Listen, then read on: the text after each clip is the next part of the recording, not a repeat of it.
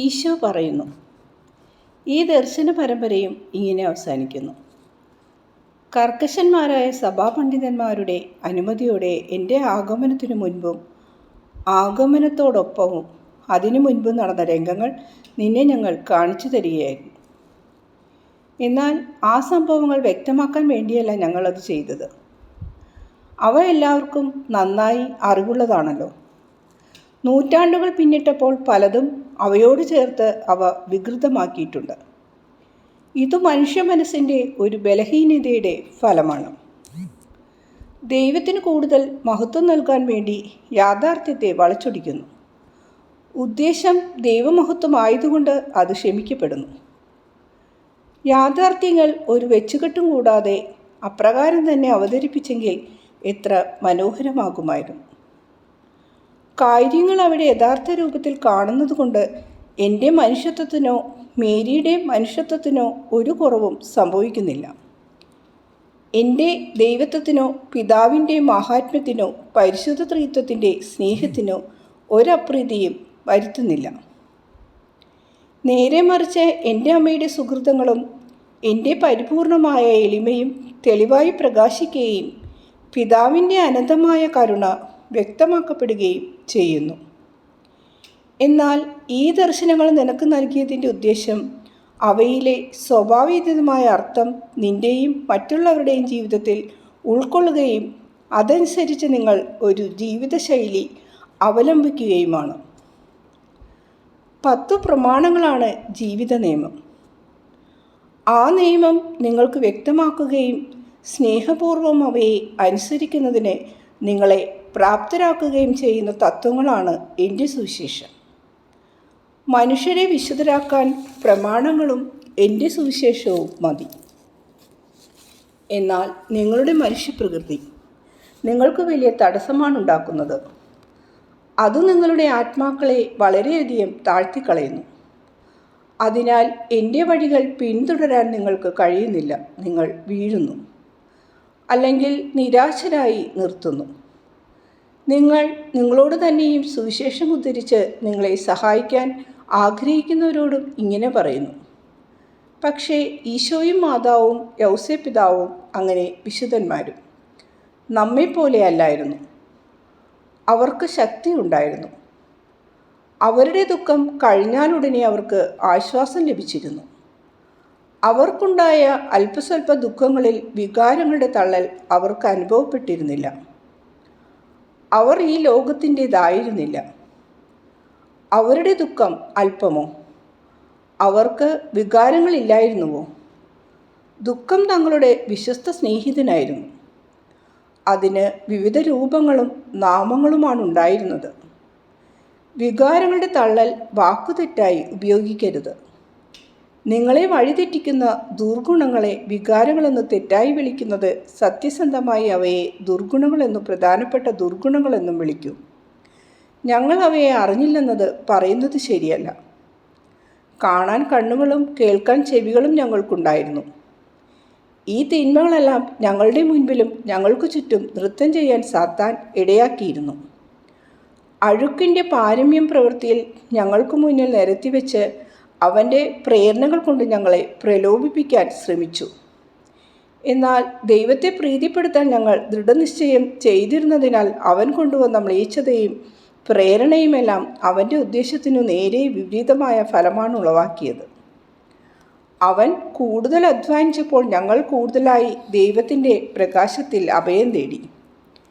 ഞങ്ങളുടെ ശാരീരിക നേത്രങ്ങളെയും ആത്മാക്കളെയും അവൻ കാണിച്ച കലങ്ങിമറിഞ്ഞ അന്ധകാരത്തോടുള്ള അറപ്പും വെറുപ്പും നിമിത്തം ദൈവത്തിൽ ഞങ്ങൾ അഭയം തേടി. എന്നാൽ ഞങ്ങളുടെ ഹൃദയവികാരങ്ങളെ താത്വികമായ അടിസ്ഥാനത്തിൽ ഞങ്ങൾ അവഗണിച്ചില്ല. ഞങ്ങളുടെ രാജ്യത്തെ ഞങ്ങൾ സ്നേഹിച്ചു. അതിലെ ചെറിയ പട്ടണമായ നസ്രത്തിനെ പാലസ്തീനായിലെ മറ്റു പട്ടണങ്ങളെക്കാൾ കൂടുതൽ സ്നേഹിച്ചു. ഞങ്ങൾക്ക് ഞങ്ങളുടെ വീടിനോടും മിത്രങ്ങളോടും ബന്ധുക്കളോടും സ്നേഹമുണ്ടായിരുന്നു. എന്തുകൊണ്ട് ഞങ്ങൾ സ്നേഹിക്കാതിരിക്കണം? എന്നാൽ ഞങ്ങളുടെ വികാരങ്ങൾക്ക് ഞങ്ങൾ അടിമകളായില്ല. കാരണം ദൈവത്തിനല്ലാതെ മറ്റൊന്നിനും നമ്മുടെ മുന്നിൽ ആധിപത്യമുണ്ടാകാൻ പാടില്ല. എന്നാൽ ഞങ്ങളുടെ വികാരങ്ങൾ എപ്പോഴും ഞങ്ങളുടെ സഹചാരികളായിരുന്നു. ഏകദേശം 4 വർഷത്തിന് ശേഷം തിരിച്ചു വന്ന് സ്വന്തം വീട്ടിൽ പ്രവേശിച്ചപ്പോൾ എൻ്റെ അമ്മ ഉച്ചത്തിൽ ആ സന്തോഷം പ്രകടിപ്പിച്ചു. അതെ എന്ന വാക്കുകൊണ്ട് താൻ ദേവപുത്രന് സ്വന്തം ഉദരത്തിൽ സ്വീകരണം നൽകിയ ആ മുറിയുടെ ഭിത്തികളെ അവൾ ചുംബിച്ചു. ജോസഫ് ബന്ധുക്കളെയും എണ്ണത്തിലും പ്രായത്തിലും മുന്നിട്ടു നിന്ന സഹോദരപുത്രരെയും ആഹ്ലാദപൂർവ്വം അഭിവാദ്യം ചെയ്തു. നസ്രത്തിലെ ജനങ്ങൾ തന്നെ മറന്നിട്ടില്ലെന്നും ജോലിയിലുള്ള തൻ്റെ കഴിവിനെ അപ്പോഴും മാനിക്കുന്നുണ്ടെന്നും കണ്ടപ്പോൾ ജോസഫ് സന്തോഷിച്ചു. സ്നേഹിതരുടെ സഹിത്യം ഞാൻ ഇഷ്ടപ്പെട്ടിരുന്നു.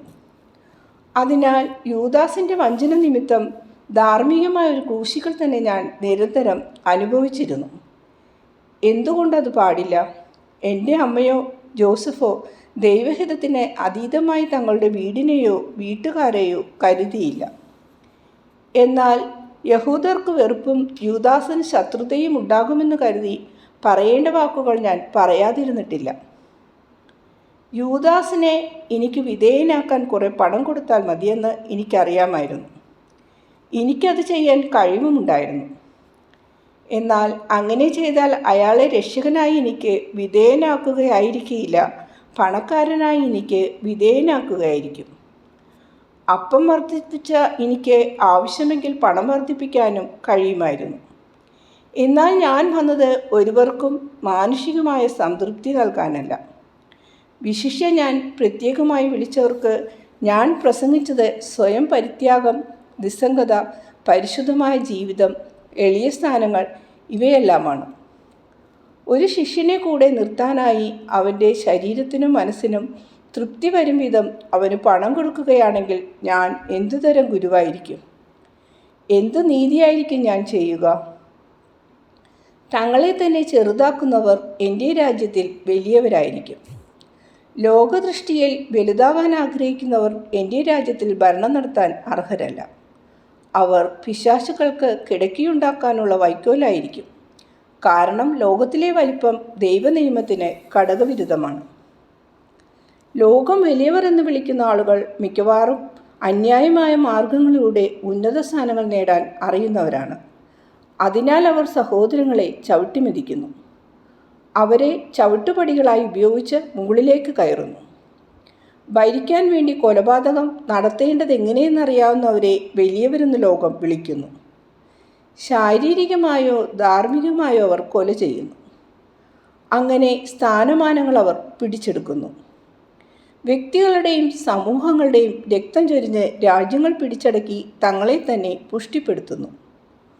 കുറ്റവാളികളെയാണ് വലിയവരെന്ന് ലോകം പലപ്പോഴും വിളിക്കുന്നത്.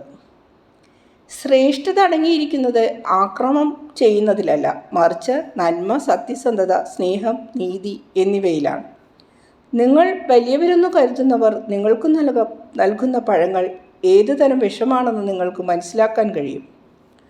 തങ്ങളുടെ ഉള്ളിലുള്ള പൈശാചിക തോട്ടത്തിൽ നിന്നും പറിച്ചെടുക്കുന്ന തിന്മയുടെ കനികൾ.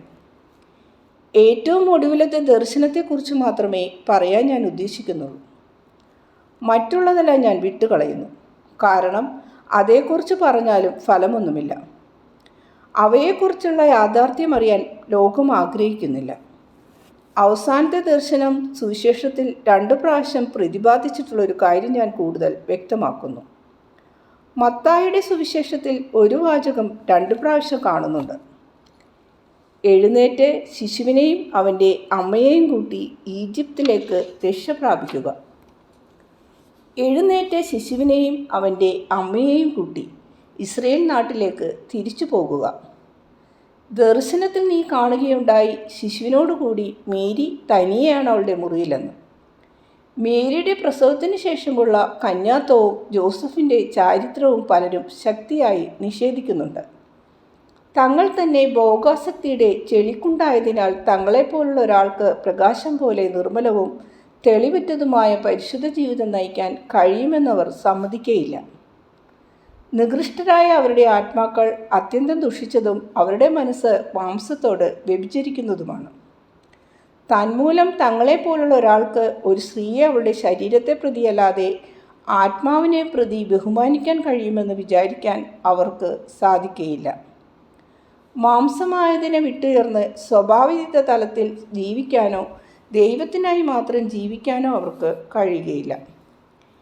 ഏറ്റവും മനോഹരമായ കാര്യങ്ങൾ നിഷേധിക്കുന്നവർ ശലഭമാകാൻ കഴിയാത്ത പുഴുക്കളാണ്. സ്വന്തം ഭോഗാസക്തിയുടെ തുപ്പൽ കൊണ്ട് പൊതിയപ്പെട്ടിരിക്കുന്ന ഇഴജന്തുക്കൾ. ഒരു ലില്ലിപുഷ്പത്തിൻ്റെ സൗന്ദര്യം മനസ്സിലാക്കാൻ അവർക്ക് കഴിവില്ല. അവരോട് പറയാൻ ഞാൻ ആഗ്രഹിക്കുന്നു, മേരി കന്യകയായിരുന്നു. കന്യകയായി തന്നെ ജീവിച്ചു. അവളുടെ ആത്മാവ് മാത്രം ജോസഫിനോട് വിവാഹിതമായിരുന്നു. അവളുടെ അരൂപി ദൈവത്തിൻ്റെ അരൂപിയോട് ചേർന്നിരുന്നതുപോലെ ദൈവത്തിൻ്റെ പ്രവൃത്തിയാൽ അവൾ തൻ്റെ ഏകജാതൻ ഈശോ മിശിഹായെ ഗർഭം ധരിച്ചു. പിതാവായ ദൈവത്തിൻ്റെയും മേരിയുടെയും ഏകജാതനായ എന്നെ ഗർഭം ധരിച്ചു. ഇത് പിൽക്കാലങ്ങളിൽ കെട്ടിച്ചമച്ചൊരു പാരമ്പര്യമല്ല. എൻ്റെ അമ്മയായ കന്യകാമേരിയോടുള്ള ബഹുമാനത്താൽ കെട്ടിച്ചമച്ചതല്ല. ഇത് ആദ്യകാലങ്ങൾ മുതൽ അറിഞ്ഞിരുന്ന സത്യമാണ്. വിശുദ്ധ മത്തായി നൂറ്റാണ്ടുകൾക്ക് ശേഷം ജനിച്ചയാളല്ല. അദ്ദേഹം മേരിയുടെ സമകാലീനനായിരുന്നു. ഏതു പൊക്കട്ടക്കഥയും വിശ്വസിക്കത്തക്കവണ്ണം കാട്ടിൽ വളർന്നയാളല്ല മത്തായി. ഇന്നത്തെ നിങ്ങളുടെ ഭാഷയിൽ പറഞ്ഞാൽ അദ്ദേഹം കരംപിരിവ് ഓഫീസിലെ ഒരു ക്ലർക്കായിരുന്നു. അന്നു ഞങ്ങൾ പറഞ്ഞിരുന്നത് ചുങ്കക്കാരൻ മത്തായി എന്നാണ്. അയാൾ സത്യവും അസത്യവും തമ്മിലുള്ള വ്യത്യാസം കാണാനും കേൾക്കാനും മനസ്സിലാക്കാനും പറയാനും കഴിവുള്ള ആളായിരുന്നു. മൂന്നാമതൊരാൾ പറഞ്ഞു കേട്ടല്ല മത്തായി കാര്യങ്ങൾ ഗ്രഹിച്ചത്.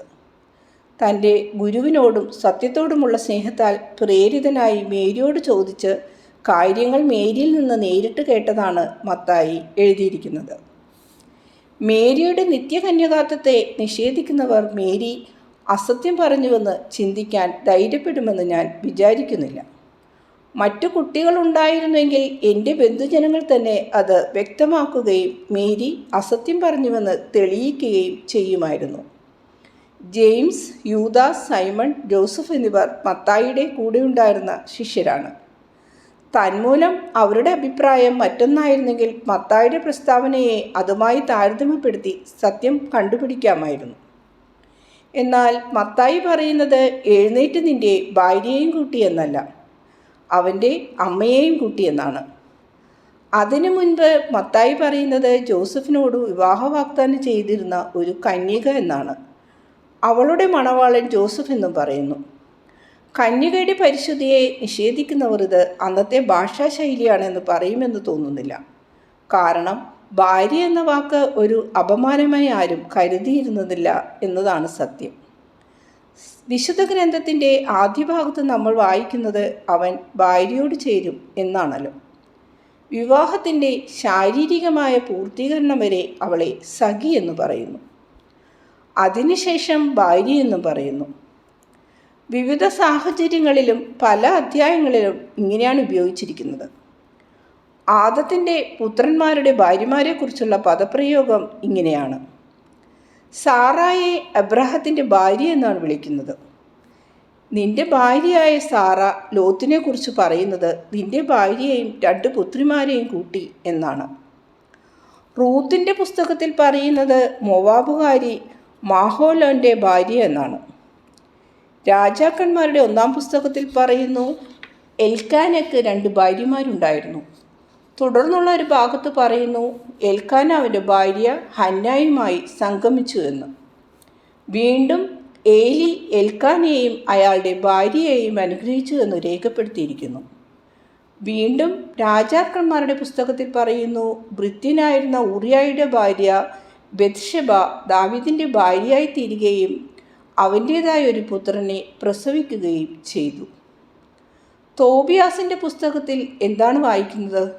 നിങ്ങളുടെ വിവാഹാവസരത്തിൽ വിവാഹത്തിൽ നിങ്ങൾ പരിശുദ്ധരായിരിക്കാൻ സഭ എന്താണ് പാടുന്നത്? എന്താണ് നിങ്ങൾ വായിക്കുന്നത്? പിന്നീട് തോബിയാസ് അയാളുടെ ഭാര്യയോടും പുത്രനോടും കൂടെ വന്നു ചേർന്നപ്പോൾ എന്നും വീണ്ടും തോബിയാസിന് അയാളുടെ ഭാര്യയോടും പുത്രനോടും കൂടെ രക്ഷപ്പെടുന്നതിനും സാധിച്ചു എന്നുമല്ലേ? സുവിശേഷങ്ങളിൽ, അതായത് ക്രിസ്തു ജീവിച്ചിരുന്ന കാലത്തെ ആധുനിക ഭാഷാരീതിയിൽ പഴയ നിയമകാലത്തോട് തുലനം ചെയ്യുമ്പോൾ ആധുനികം മത്തായി 22-ാം അധ്യായത്തിൽ പറയുന്നു ഒന്നാമൻ തൻ്റെ ഭാര്യ വിവാഹം ചെയ്ത ശേഷം മരിക്കുകയും തൻ്റെ ഭാര്യയെ സഹോദരനായി വിടുകയും ചെയ്തു. മാർക്കോസ് 10-ാം അധ്യായത്തിൽ പറയുന്നു, സ്വന്തം ഭാര്യയെ ഉപേക്ഷിക്കുന്നവൻ ലൂക്ക എലിസബത്തിനെ കുറിച്ച് സക്രിയാസിൻ്റെ ഭാര്യയെന്ന് 4 പ്രാവശ്യം തുടർച്ചയായി പറയുന്നു. 8-ാം അധ്യായത്തിൽ പറയുന്നു കൂസയുടെ ഭാര്യയായ യോന എന്ന്. നിങ്ങൾ കാണുന്നത് പോലെ കർത്താവിൻ്റെ മാർഗത്തിൽ സഞ്ചരിച്ചിരുന്നവർ തള്ളിക്കളഞ്ഞൊരു വാക്കല്ല ഇത്. ദൈവത്തെയും അവിടുത്തെ അത്ഭുതകരമായ പ്രവർത്തനങ്ങളെയും കുറിച്ച് പ്രതിപാദിക്കുമ്പോൾ പറയാനും എഴുതാനും പാടില്ലാത്തൊരു അശുദ്ധമായ വാക്കായി അതിനെ പരിഗണിച്ചിരുന്നില്ല. ദൈവദൂതൻ ഇങ്ങനെ പറയുന്നു, ശിശുവും അവൻ്റെ അമ്മയും. ഇത് തെളിയിക്കുന്നത് മേരി അവൻ്റെ യഥാർത്ഥത്തിലുള്ള അമ്മയാകുന്നുവെന്നാണ്. എന്നാൽ അവൾ ജോസഫിൻ്റെ ഭാര്യയായിരുന്നില്ല. അവളെന്നും ജോസഫിനോട് വിവാഹ വാഗ്ദാനം ചെയ്തിരുന്ന കന്യകയായി തന്നെ ജീവിച്ചു.